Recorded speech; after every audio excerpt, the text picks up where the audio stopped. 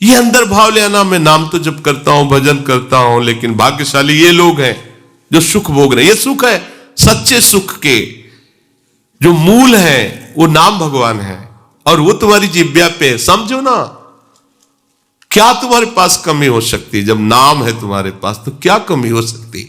लेकिन हम उनको चाहते, हमें अच्छा खाने को मिले, अच्छा पहनने को मिले, अच्छी परिस्थिति, अभी वर्तमान में अनुकूलता, चार लोग प्रणाम करें, यह नाम का चमत्कार।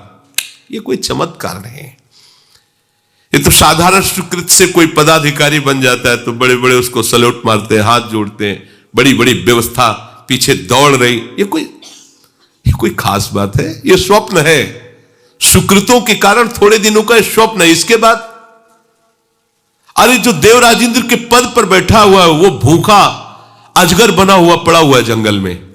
जब महाराज युधिष्ठिर को फांसा तब वह प्रश्न उत्तर में पता चला महाराज नहुस हैं। क्या समझते हो देवराजेंद्र का वैभव? अरे एक किसी राज्य का पदाधिकारी हो तो देखो, गाड़ियों की लाइन पीछे आगे पीछे सब फोर्स दौड़ रहा। देवराजेंद्र जिनकी आज्ञा पर अग्नि देवता, पवन देवता, बड़े बड़े महाबलशाली चलते हैं, वो अजगर बना पड़ा हुआ है। ये कोई भजन का फल है? भजन का फल है कोई फल फूल की चाह न रह जाए। राधा राधा राधा, चाह मिट गई, निरंतर नाम चल रहा, इससे बड़ा कोई लाभ नहीं। चाहे जितने जन्म लग जाए, अब तो हमें ऐसी स्थिति प्राप्त करनी, हमें स्थिति की तरफ ध्यान देना है। देखो एक प्रसंग में दिखाया कि अर्जुन जी के रोम रोम से भगवान नाम, तो स्वयं भगवान श्री कृष्ण उनके सर को अपनी गोद में लिए हुए, महादेव जी ब्रह्मा जी उनकी परिक्रमा कर रहे हैं, अर्जुन जी की नाम चल रहा है। क्या दुर्लभ, आप नाम को समझिए। अरे देखो प्रिया जो नाम जप रही, लाल जो नाम जप रहे, परस्पर प्रेम का स्वरूप, कितना नाम महामहिम है कि प्रिया लाल। और हम वो नाम गुरुदेव ने दिया, उसको बहुत हल्के से ले रहे, और जबकि नाम सुकृत धन अपनी जीवन ही, उन्होंने अपना जीवन दे दिया। अब हम सोच रहे राधा राधा कहने से हमें क्या मिला? अरे तेरे ऐसे भाग्य कहां थे कि तू राधा बोल पाता। ये तो वृंदावन की कृपा, रसिकों की कृपा, लाडली लाल की कृपा कि राधा बोल पा, यही सबसे बड़ा लाभ है। ये राधा तो हरि भी बोल रहे हैं ना, हरि और हमारे बोलने में अंतर हो रहा है। हमें प्रीति नहीं, हमें मात तो नहीं हो, उनका जीवन है राधा। राधा नाम जीवन है, वही जीवन हमारा हो जाए। जैसे हरि को प्यारा है राधा नाम, वैसे मुझे प्यारा हो जाए, यही हमारी सिद्धि है। हमारा महत्व बन जाए कि राधा, अब हमें क्या चाहिए? हमारे पास तो राधा नाम है, हरि नाम है।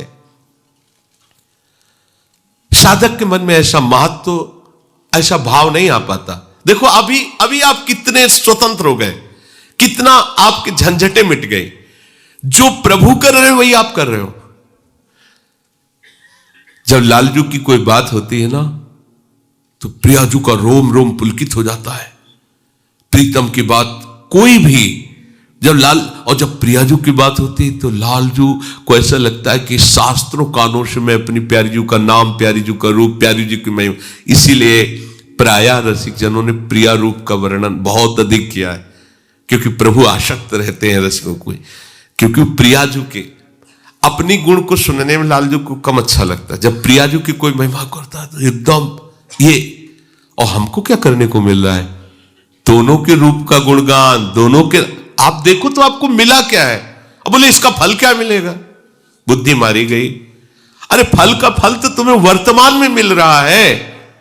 तुम्हें कितना बड़ा सौभाग्य मिला है कि तुम्हें संसारी पुरुषों की बातें नहीं करने का, संसारी पुरुषों की चाटुकारिता करने का नहीं, तुम्हें प्रभु की बातें करने का अवसर मिला है, प्रभु के नाम जपने का अवसर। ये आप समझ नहीं पा रहे, इस कृपा को आप आदर नहीं दे पा रहे। जो भगवत चर्चा है, भगवान नाम है, ये आपको महाफल मिल चुका है। बस इसमें रति होनी है, इसमें महत्व होना, ऐसा महत्व हो जाए कि फिर और कुछ नहीं चाहिए। यही हमारे हृदय में महत्व भी पैदा कर देगा। पर ये मांग तो बंद करो ना कि राधा नाम का फल हो, कि हमके अमोक वस्तु मिल जाए, अमुक। ये कितनी घटिया बात है। अरे आप उनके आश्रित हो तो भरण पोषण करना उनकी जिम्मेवारी है, आपकी जिम्मेवारी नहीं। कैसे वो व्यवस्था करते हैं आप वो खुद देखो। वो गरीब आदमी है क्या कि हमारे लिए उनको किसी से सहयोग मांगना पड़ेगा? अरे भाई, ये जैसे पलक झपका, इसको कहा निमेष, इतने में अनंत ब्रह्मांडों की रचना हो गई। न सीमेंट की जरूरत पड़ी है, न मिस्त्री की जरूरत पड़ी, न लेबर की जरूरत पड़ी। वो मालिक हमारे अगर हमको ऐसी गरीबी से या कष्ट से रख रहे, मांगने की जरूरत नहीं, क्योंकि हमको वो कुछ प्रदान करना चाहते हैं, स्थिति प्रदान करना चाहते हैं। इसीलिए चाहे जैसी परिस्थिति, सुखद या दुखद, महलों में रखे या झोपड़ी में बास दे, हमें इससे कोई मतलब, हम तो उनके आश्रित है। हमारा वर्तमान का समय भजनमय, और उस भजन का फल केवल भजन।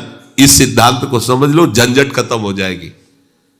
आपने इतने दिन हो गए, अभी कोई लाभ, क्या लाभ चाहते हो?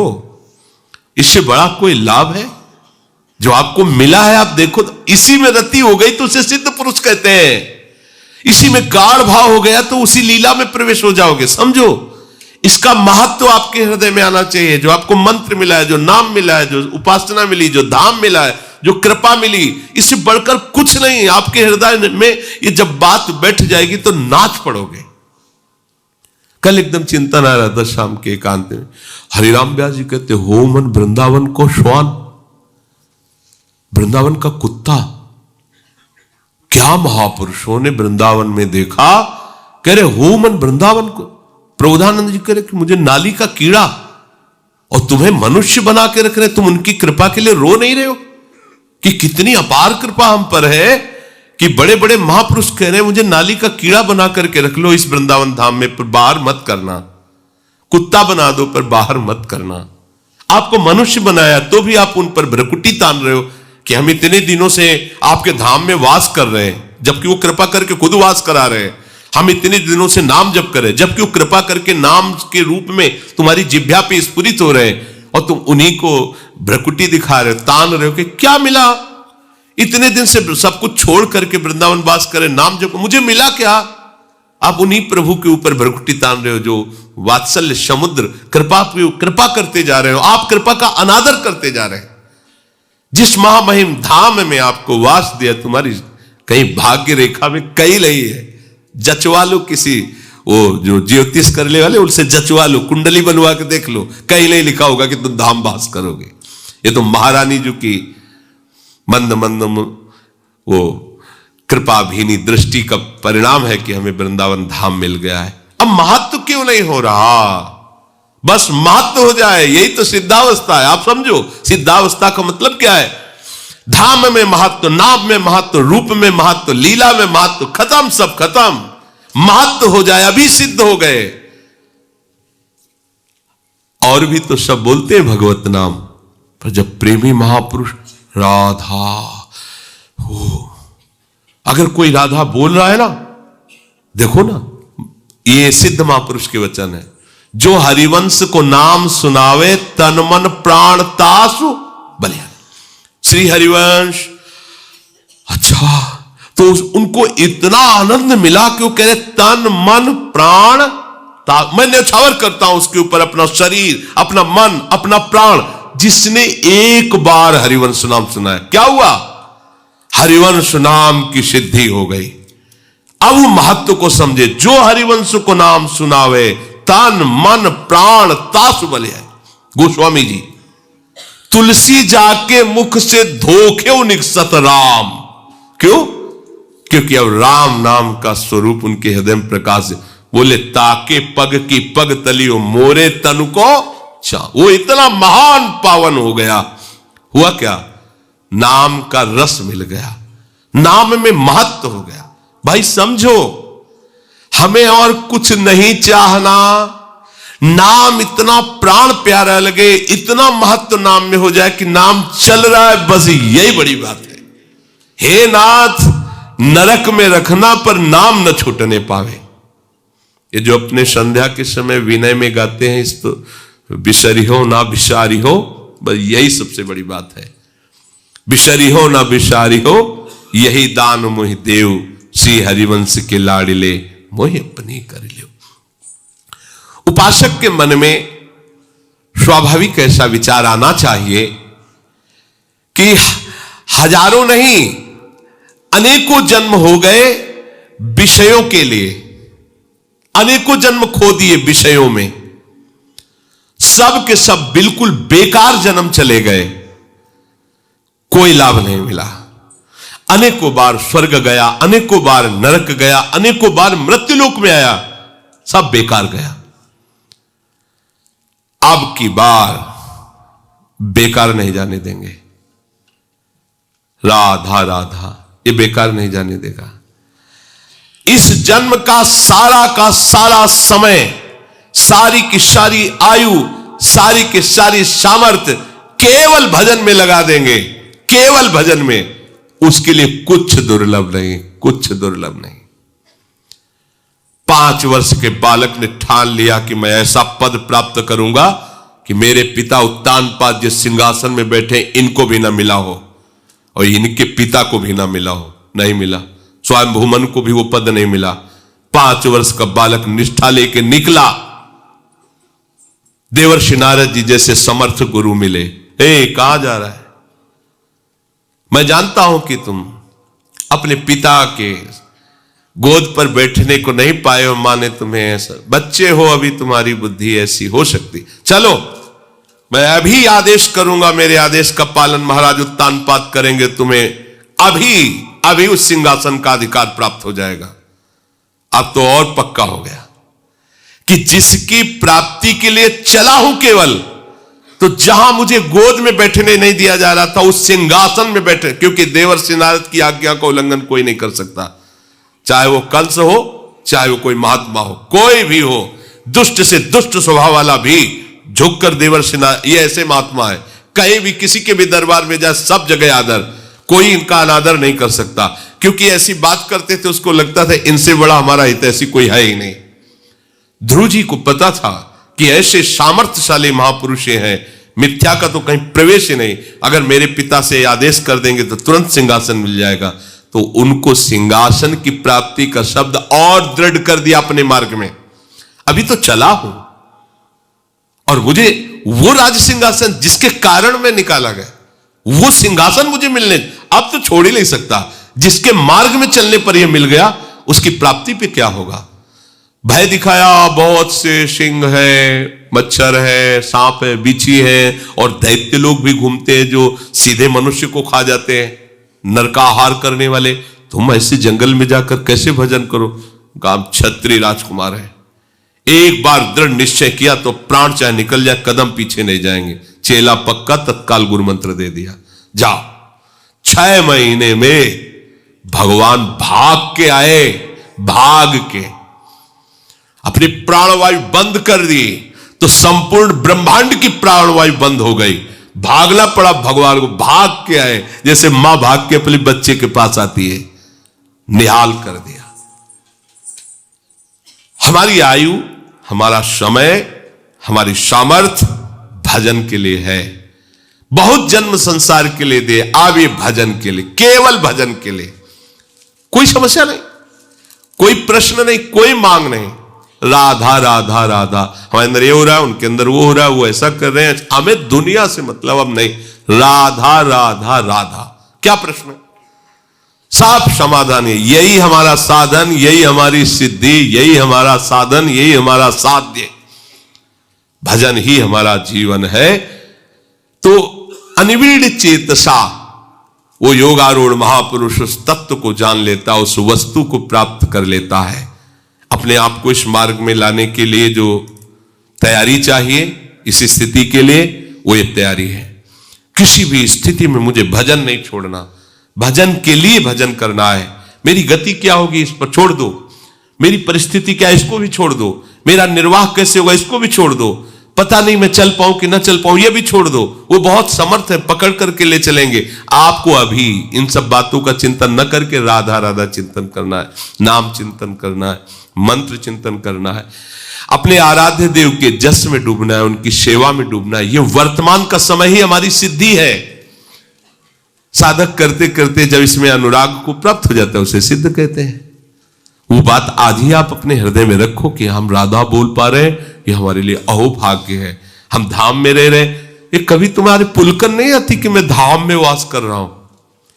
10-5 दिन कोई तीर्थ यात्रा करके आता तो पूरे गांव में ओ चित्रकूट गए थे, ऐसा हो वहां गए थे विश्वनाथ जी के दर्शन। तुम विश्वनाथ जी जहां दर्शन करने आते तुम वहां बैठे हुए, तुम्हारे हृदय में इस बात का फूलन नहीं हो रही? अहो भाग्य, लाडली के घर में रह रहा हो। कैसे हो? अब हमारा क्या पूछना कैसे हो, महारानी जी के घर में रह रहे। भजन कैसा साधन बनता है? श्री जी जाले, अब हम तो श्री जी के दरबार में पड़े रहते, श्री जी के घर में रह रहे, श्री जी के घर में रह रहे। अभी कोई संशय तुम्हें? कहां जाना है? कहीं नहीं जाना, शरीर छूटना, यहीं रहना है, यहीं रहना है, हमें कहीं नहीं जाना। बोले मर के अपने नियत स्थान पे जाना, हमें तो कहीं नहीं जाना। जीवित राधा के लिए कुंज और शरीर छूटने के बाद राधा के लिए कुंज। जीवित हम सेवा में है, शरीर छूटने के बाद सेवा में है। जीवित उनका जसगार है, शरीर छूटने के बाद उनका जसगार है। तो जो अभी कर रहे हैं वही हमें वही करना है, क्या करना है?